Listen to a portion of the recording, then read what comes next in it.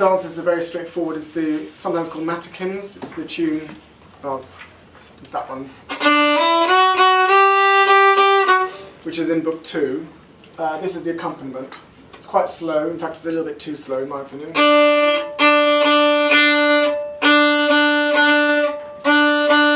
It's quite good for bow distribution and trying to get the shorter notes. Do you ever try different bowing strokes as well, like double ups and stuff, or not really yet?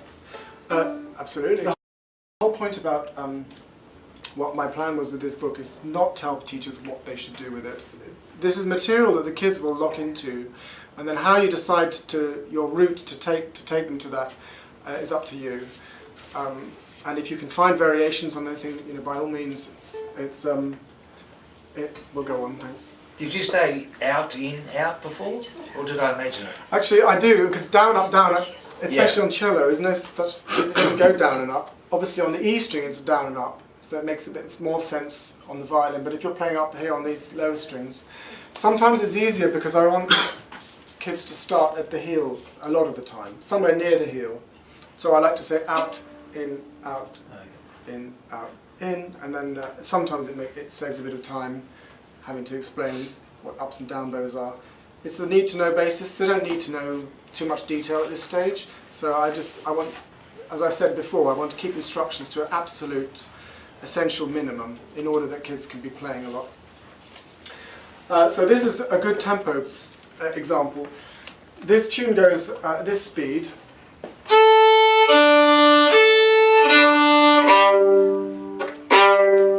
Now, if I'd written that in crotchets, it would have been a moderate walking speed.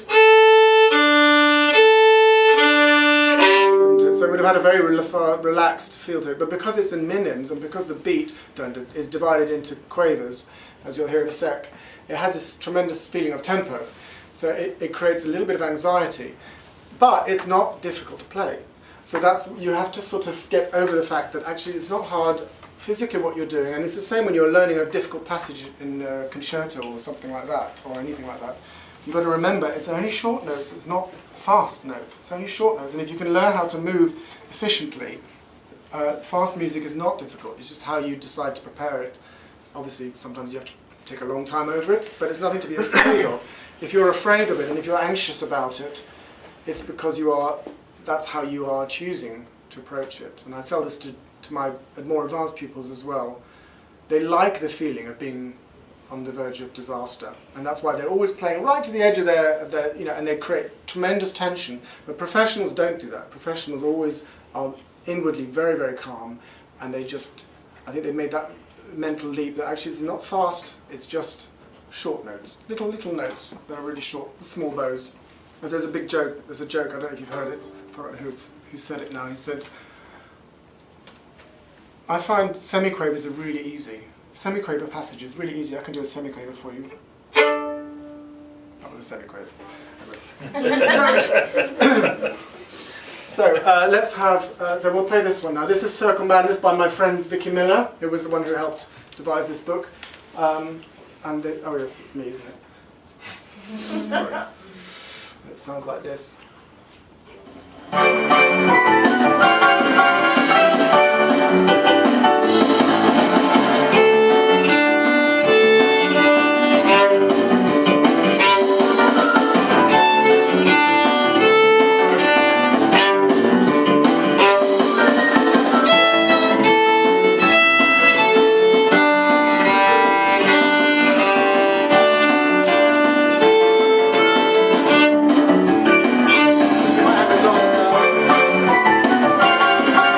So can anyone tell me where they will make a mistake in this piece? Sorry.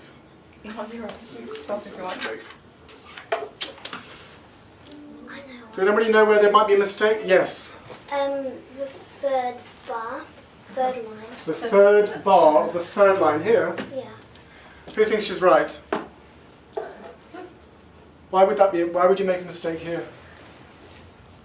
I mean the G. No, you're absolutely right. Why would you make a mistake here? Have you tried this piece before yourself? That's amazing. No? Oh, there you go. Of course you're right, because these lines are the same, this line is the same, And this is almost the same, except for here it changes. So again, you're leaving a little bit, there's nothing difficult about it, but you're leaving something in there that makes kids focus and they think, oh yeah, that's a bit that's going to be tricky. Because it's not the same pattern. Anything else? Up bows, down bow signs, beginning to introduce them. So that you can see what an up bow sign looks like in contrast to an accent sign, because they get confused if you don't see them next to each other. They might confuse them later on. So certain things you can explain there. We'll go on. Okay, so this is one of my favourite ones. A pupil of mine, I was teaching the piano at the time, and he really loved the Can-Can tune. And just at the time when I was coming up, putting this book together, I thought, actually, if he loves this tune that much, why don't I use the Can-Can? This is a great tune, everyone's heard it, and it appears in 2 different keys, so it worked rather brilliantly. Hello, what's your name? Maria. Maria, would you like to join in as well? Would you be able to do It's this? a violin. Is it a tune? Yeah, it was. I bet you're better at bowing than I am, because I managed to tear mine to shreds only a couple of notes. So what I will do with this tune, as I mentioned earlier, I'll approach every piece slightly differently. I would start this tune, and we can do it like this. I don't do it with... What was her name again? Maria. Maria. So Maria, would you like to stand up, and I'll teach you this tune for you if you like. Yeah. Okay. You can face me if you like, and stay there, just so that I'm facing the audience. Do you want to just stay there, facing me, and then you can see the music? There you go. Yep. Now you don't have to look at the music, okay? I want you to copy me. Do that. Don't look at the music. Just play. Do it again. Excellent. I'm going to play something, and then I want you to respond with that. You got it?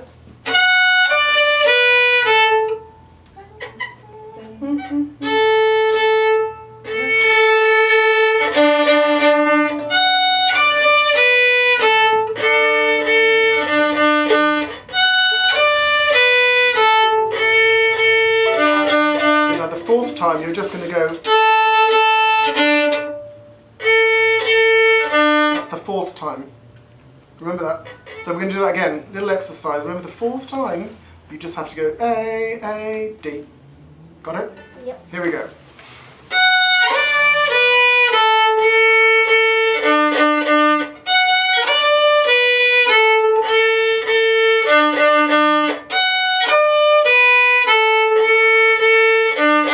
This is the 4th time. Excellent! Round of applause. Now Maria, can you tell me on the music which bit we just played? Which piece we played? Which bit? We went rest, rest, rest, rest, A, D, D, D. Can you see where that is? One? Go So, come up and point to it. That one? Yes!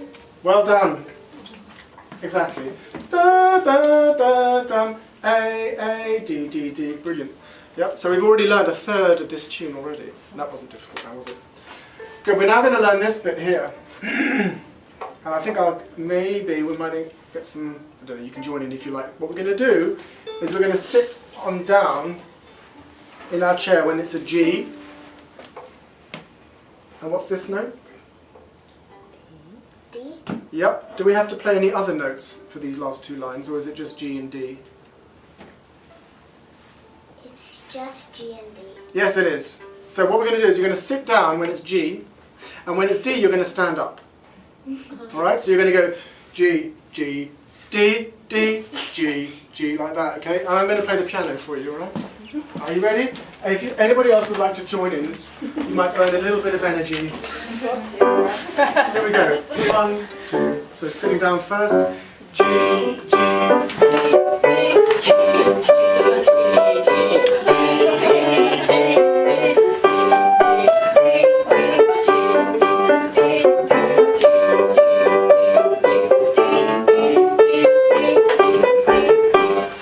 That's right. Brilliant. Okay, so you can imagine a whole class of kids doing that. Burns a lot of energy, another energy burner. You can do it as fast as you like, especially if you're playing the piano. If not, you play the violin, play it on the violin on the tune on the violin. The tune is in the book 3, the violin book 3. There you'll see a funny illustration in the violin book, but it's not on here. But anyway, I'll leave that for you to discover.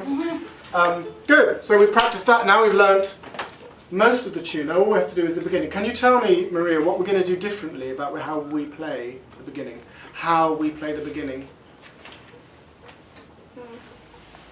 What does that mean? What does this mean? Oh, pizzicato. That's right. What does it mean?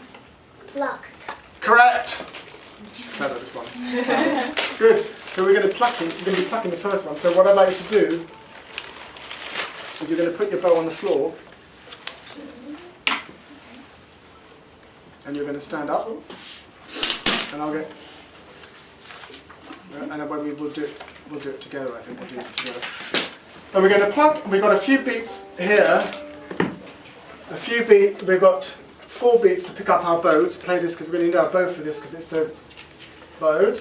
Oh. And then we're going to wait for 8 beats here. We're going to count them out loud, and we're going to get louder as we count them. So we're going to count with a crescendo. I don't know what that is. And then we're going to play chorus, and then we're going to count another 8 beats, but we're going to do it really quietly in our heads. Okay? All right. I'm going to do the. I think there's a slow version of this, but we're going to do the fast version because I think you can do it. Here we go.